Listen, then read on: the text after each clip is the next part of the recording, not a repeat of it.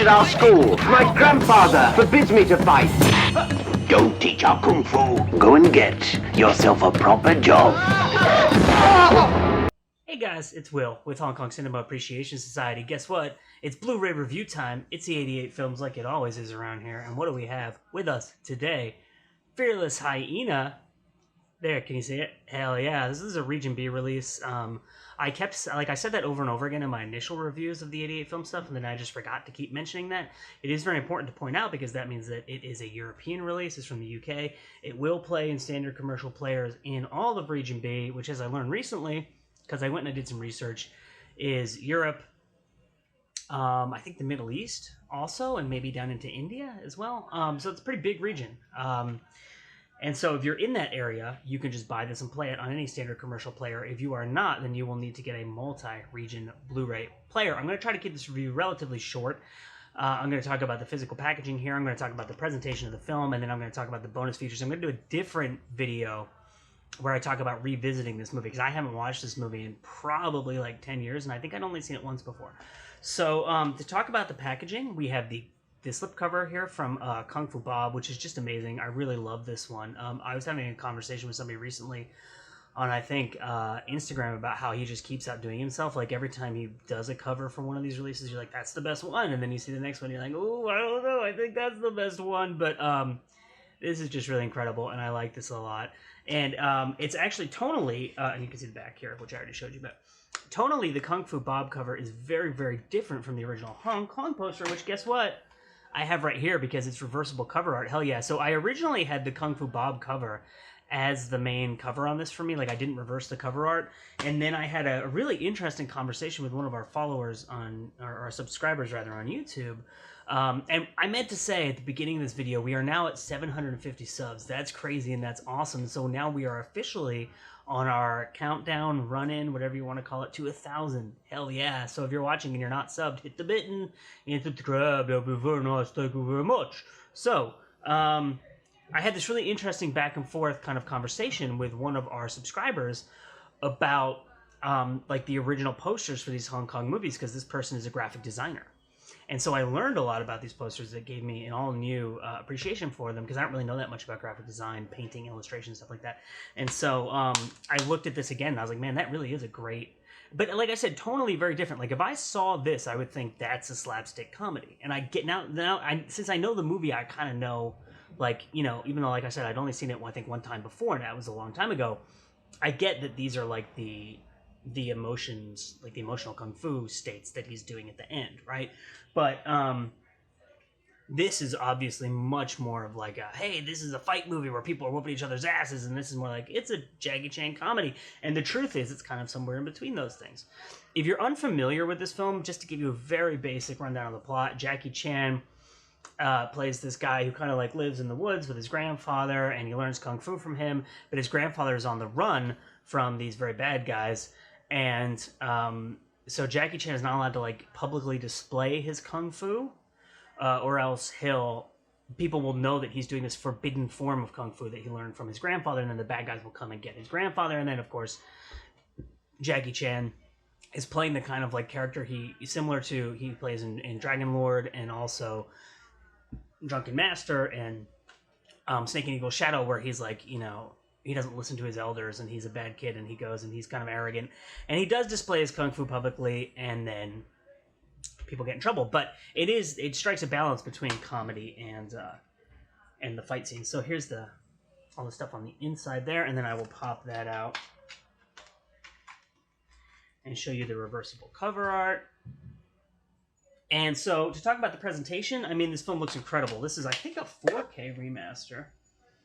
Let me check. No, 2K. This is a 2K remaster. I'm sorry. They've been going like, some of the 88 films releases are taken from 2K remasters, and some are taken from 4K, and it just sometimes kind of pops right out of my head which one is which.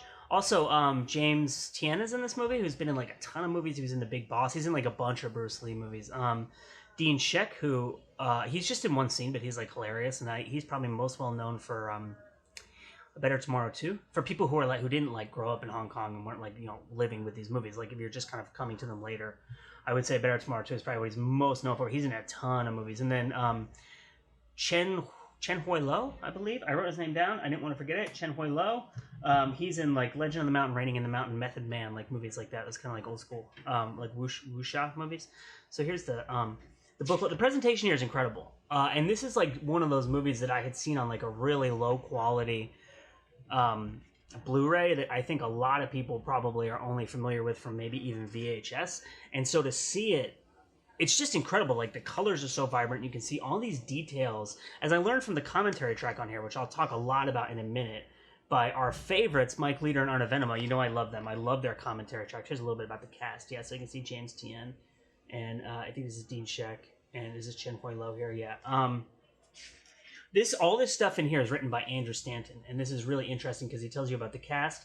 He contextualizes the movie like within Jackie's career and what he was doing at the time, and like his different contracts that he had and stuff like that. It's really cool. And so I was talking about the commentary track, right? So this movie was shot in Taiwan, which I never would have known because I don't know a lot about where they shot these movies and what the landscape looks like in the countryside in Hong Kong versus what it looks like in Taiwan. And so this movie was shot fast, and it was shot cheap, and it was shot in Taiwan. And the Taiwanese countryside is just, it's so green and it's so vibrant, and you can see so many details. Another thing that's really cool about the 4K presentation, or the 2K rather, I keep saying 4K, the 2K, this is a 1080p presentation, but it's a 2K remaster of the film. So another thing that's cool about the 2K remaster is because this movie was shot fast and cheap, there are sections of the film where like you'll have a really clean, crisp, beautiful shot with all these details of like the woods or the town that they're in and stuff, and then you'll see the reverse shot and like half of it's out of focus or it's like smeared, or like it's really interesting to see because they did really shoot these movies fast and cheap, and I bet they got rid of a lot of footage they didn't use, and like if there were shots that were out of focus that they used in the film, like they're still that way today, and it's really kind of cool to like, it gives you a sense of like, I talked to like a really good friend of mine about this once, like years ago, about Kurosawa, and how even though I know that Kurosawa made a lot of his best movies when he had big budgets, I really love those Kurosawa movies from the right after the war, like Stray Dog, Drunken Angel, The Quiet Duel, stuff like that. And during our conversation, we kind of came upon this idea that those early movies feel handmade. Like you can feel the human influence on them. Like you can see people moving the camera. Like they're not like these huge, massive industrial kind of things. And I get that kind of feeling with this release of this movie because you can see like the imperfections in it and the human touch that went into making this film. So the commentary track. So there's a Japanese trailer on here, which is really fun if you know like those old Japanese trailers for Jackie Chan movies. There's the original release trailer, which is really cool. Reminds me a lot of those older Shaw Brothers trailers that you can see on YouTube. And then there's a Japanese TV spot, which is just kind of bananas. Like it's like really fast and like graphics are flying at you and stuff like that. But it's fun. So the commentary track, yeah, like I said, I mean, I never would have known that this movie was shot in Taiwan. And Arna Venema and Mike Leader both live in Hong Kong, and they work in Hong Kong. And Mike Leader knows Jackie Chan personally and has worked in the Hong Kong film industry for years. And so there's just so much. Like for instance, Mike Leader talks about how Jackie's two favorite weapons are.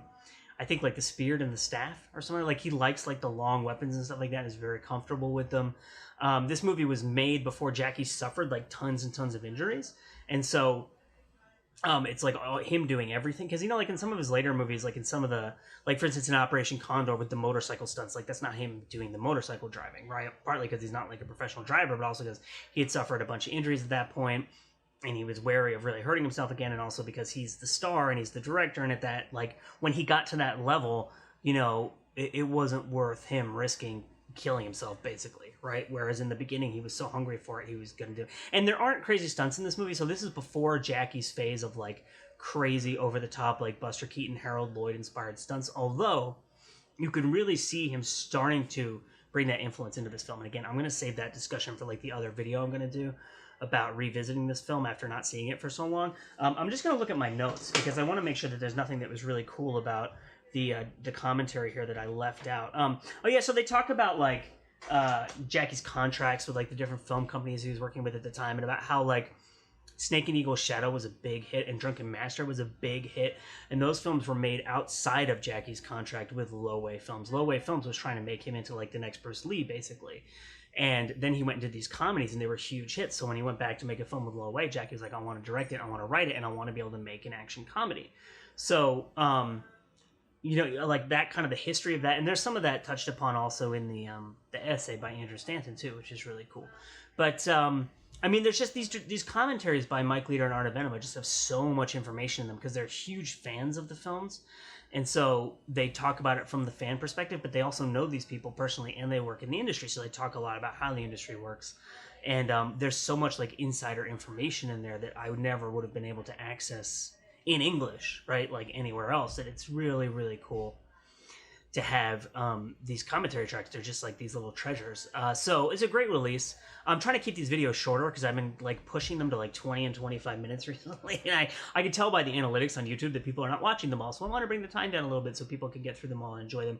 I'm not going to tell you every single detail of what's talked about in the commentary. Just suffice it to say, it's a really fun commentary because they seem to be having a lot of fun revisiting this movie and talking about it as fans, but they also know a lot about it too. And, they've done their research and things like that. So, they talk about like the heat, like Taiwan is hot as hell. So like shooting those scenes where they're out, like apparently there's one scene where Jackie is fighting some characters in this field and you could see one of the guys getting a sunburn because they're out so long shooting that scene. If you break apart all the shots and watch them together, you can see how long it took them to film it because one of the guys like skin tone changes color from being out in the sun for so long.